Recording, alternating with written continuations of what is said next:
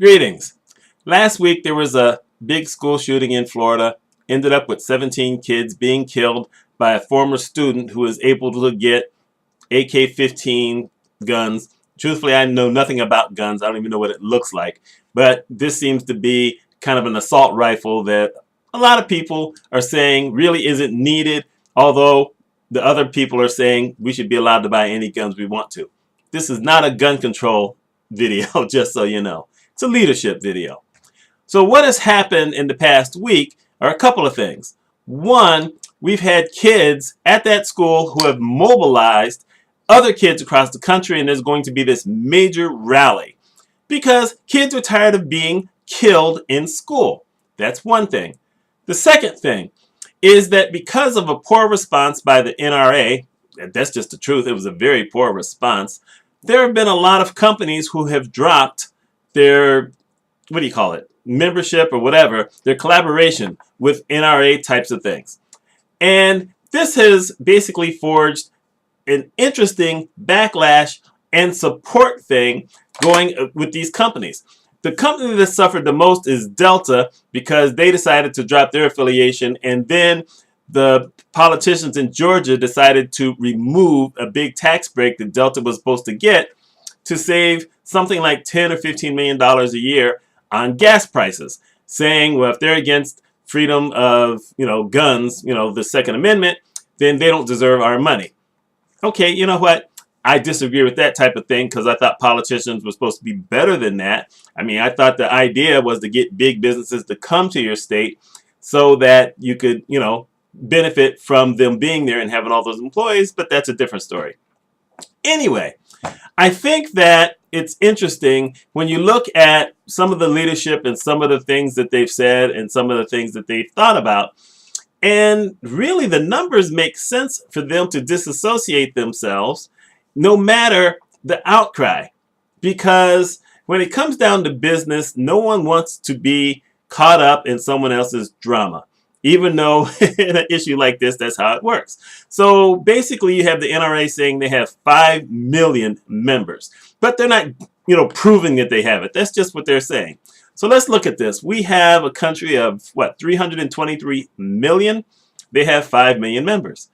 Who's actually the bigger number? Who's actually got more power than someone else? The NRA definitely has money. They definitely have money. They've given it to a lot of politicians, but what real power do they have? So it makes sense for these businesses to disassociate themselves. They have not come down against NRA. They've just kind of disassociated themselves.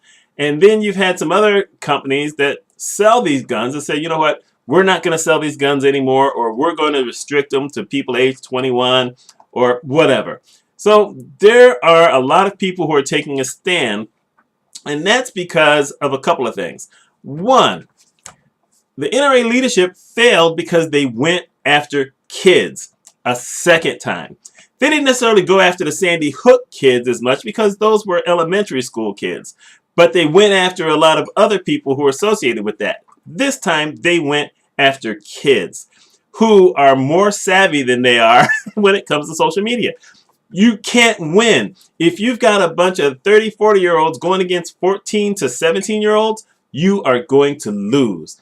And it's just been horrific, the kind of thing that has happened to these people. Still not about guns. It's about leadership.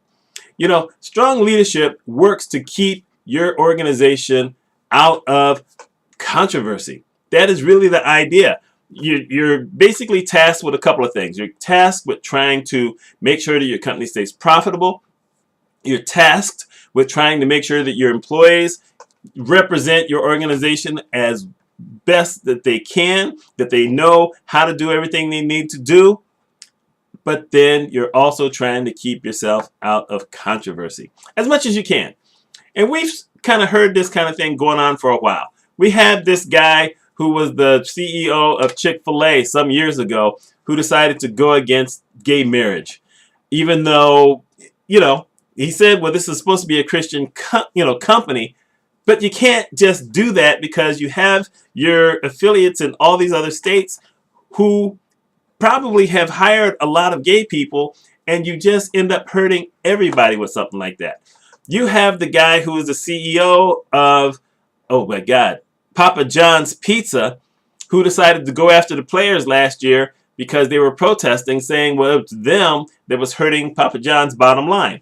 Now, not only did the company basically censor him, but then they fired him from being CEO. He was also the founder of the organization. He's still the chairman of the board, but they basically have iced him. You won't hear from this guy any longer because he represented the company wrong. He ended up hurting their bottom line even more than he said that they were being hurt by the NFL. And he said that, of course, without any proof that the NFL players protesting was doing it, because the numbers have come out and they were already having some other issues.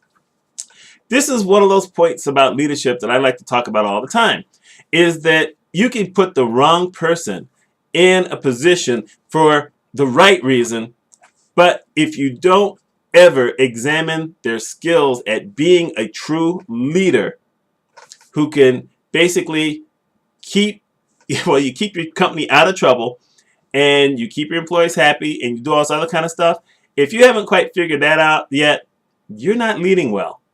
And you need to be able to embrace everything. You don't come out against kids. You don't come out against, something else. Those are your personal issues. When you're in a top position like that, you got to put that personal stuff kind of to the side. Unless you're willing to lose your job, unless you're willing to hurt your company, you really can't do that kind of stuff. I'm self-employed. So anything I say could come out against my company. But I still say what I feel needs to be said. In the context of leadership, diversity, healthcare, I say what needs to be said. But then again, that's my job. That's what I do for work. Let me know your thoughts. Do you think I'm kind of off base? And like I said, this is not about gun control. This is not about freedom of speech. This is about leadership. Should leaders be more judgmental with what they say when there's a possibility it could hurt their companies? Y'all let me know. My name is Mitch Mitchell. I hope you have a wonderful day.